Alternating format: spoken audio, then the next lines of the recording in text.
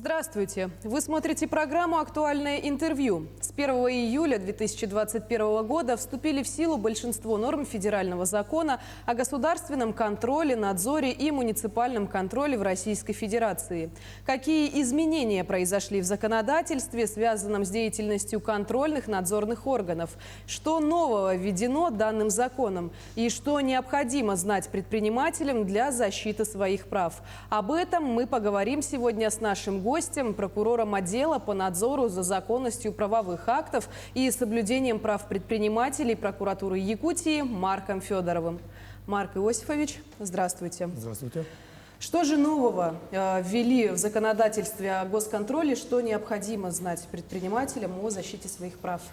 Действительно, с 1 июля текущего года вступил в силу новый закон, федеральный закон номер 248 от 31 июля 2020 года о государственном контроле, надзоре и муниципальном контроле в Российской Федерации.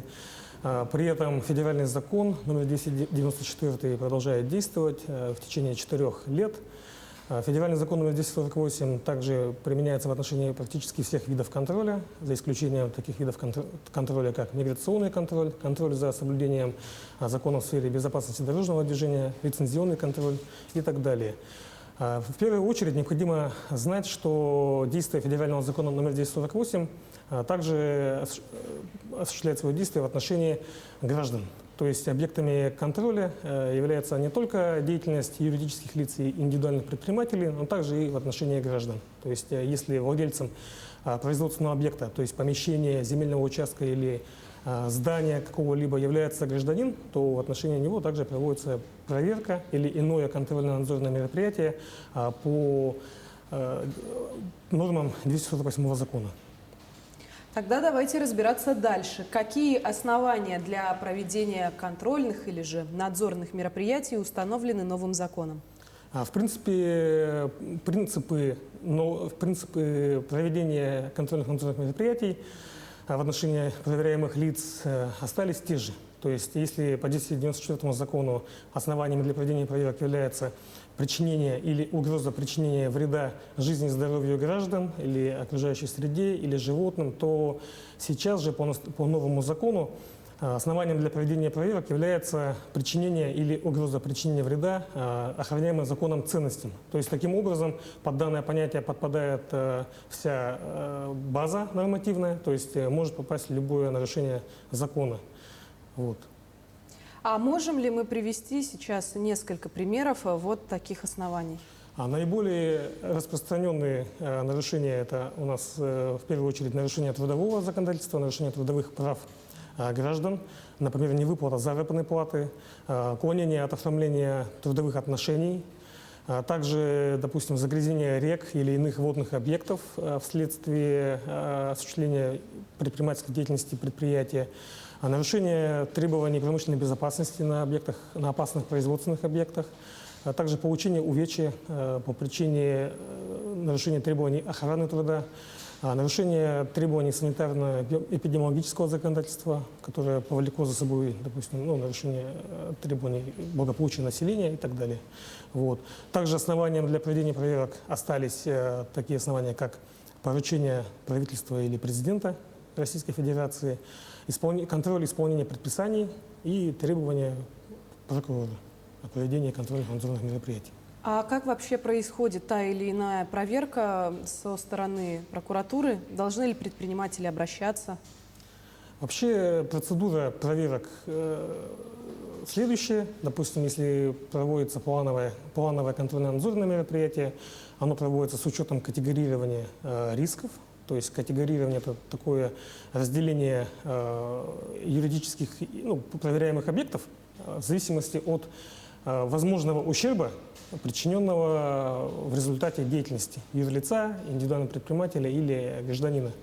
Вот. А внеплановые проверки, конечно же, контрольно-надзорные мероприятия, точнее, они проводятся по согласованию с органами прокуратуры. Всего их стало 9.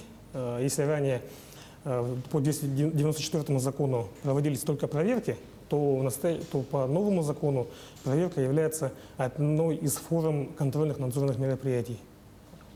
А сейчас введены новые виды этих мероприятий. Какие они?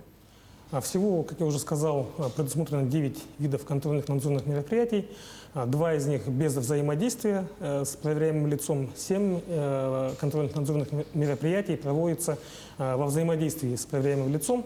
Это проверка, документарная, внеплановая, это контрольная и мониторинговая закупка, выборочный контроль, инспекционный визит и так далее. Вообще контрольно-надзорные мероприятия подверглись изменению в части как процедуры проведения, так и новым законом четко определены границы процедуры проведения мероприятий.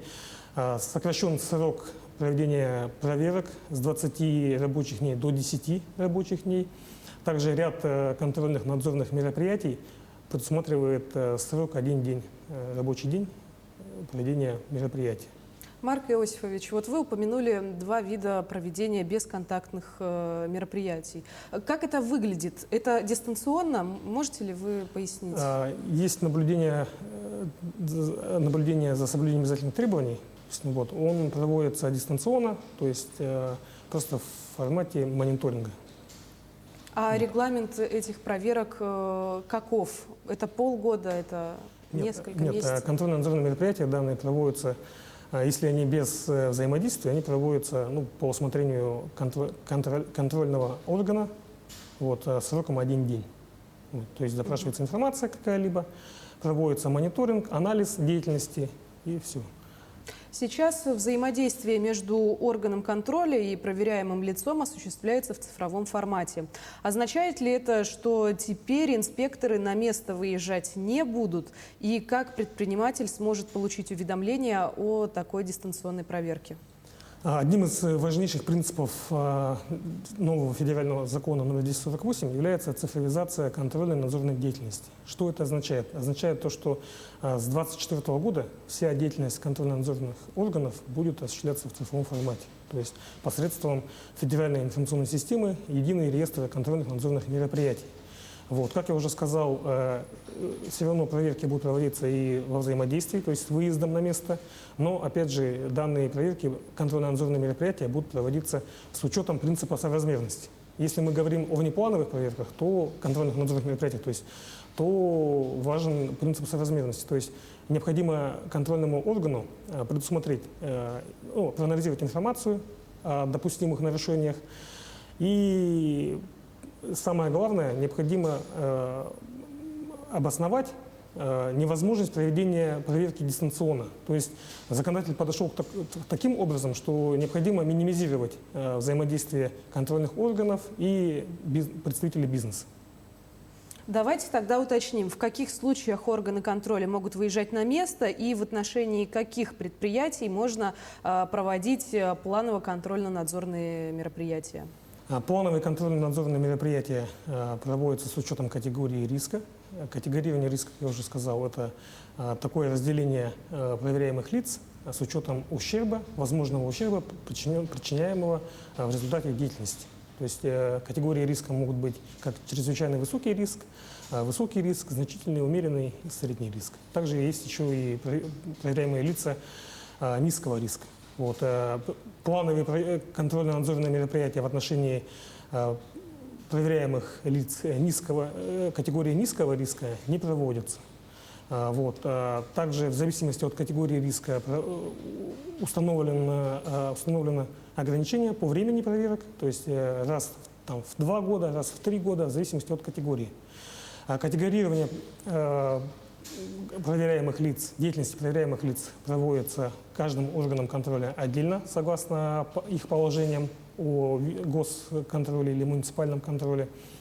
К примеру, в одном случае проверяемое лицо может быть либо относиться к чрезвычайно высокому риску, например, например, приведу, например, промышленный объект, и Ростехнадзор определяет ему чрезвычайно высокий риск деятельности.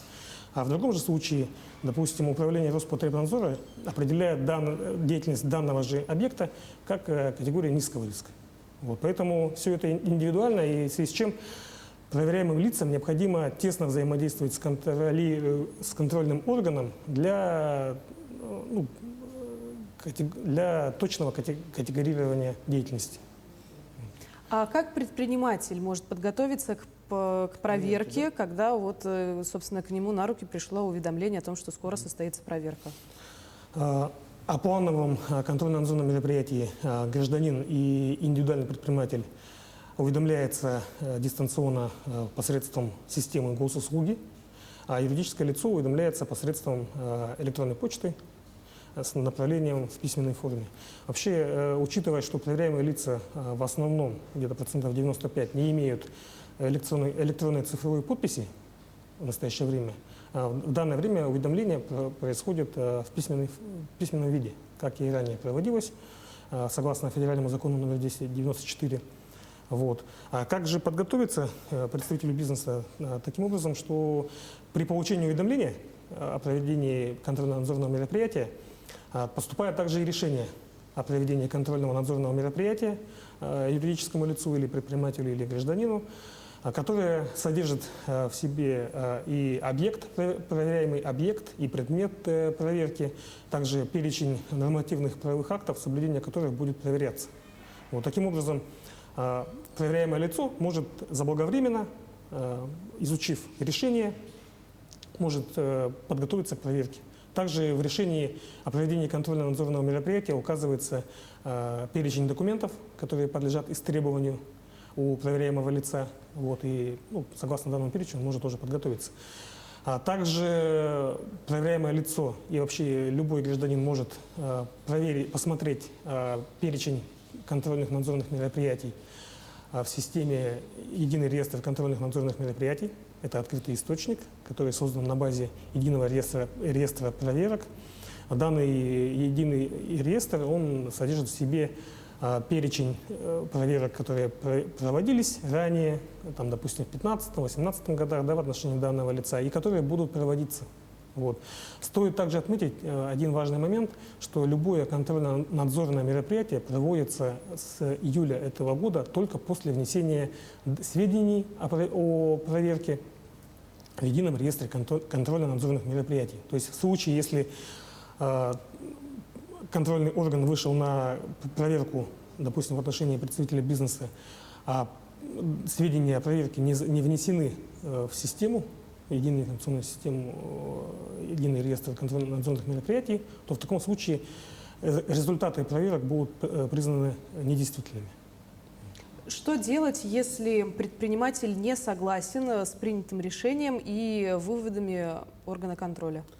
Проверяемое лицо вправе обжаловать данное решение или действие-бездействие контрольного органа, вышестоящий орган, в досудебном порядке. То есть, согласно новому 1048 закону, предусмотрено досудебное обжалование решения действия-бездействия контрольного органа, и вышестоящий орган должен в установленные законом сроки рассмотреть жалобу и проверить доводы заявителя.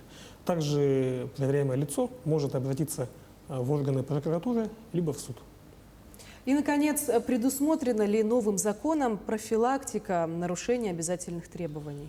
Конечно, новеллы 1048 закона ориентируют органы контроля на проведение профилактических мероприятий, то есть ставят профилактику правонарушений в приоритет перед проведением контрольно-надзорных мероприятий. То есть таким образом органы контроля ежегодно формируют программу проведения превентивных мероприятий профилактических. Вот, и в течение года данные мероприятия проводятся в отношении проверяемых лиц. И с учетом того, что данный закон направлен на снижение, минимизацию административного давления на представителей бизнеса, то профилактика является приоритетом по отношению к проведению контрольных надзорных мероприятий. Марк Иосифович, спасибо вам за такую содержательную беседу. Благодарим вас за то, что вы сегодня к нам пришли. Напомню, вы смотрели программу «Актуальное интервью». Сегодня в гостях у нас был прокурор отдела по надзору за законностью правовых актов и соблюдением прав предпринимателей прокуратуры Якутии Марк Федоров. До встречи!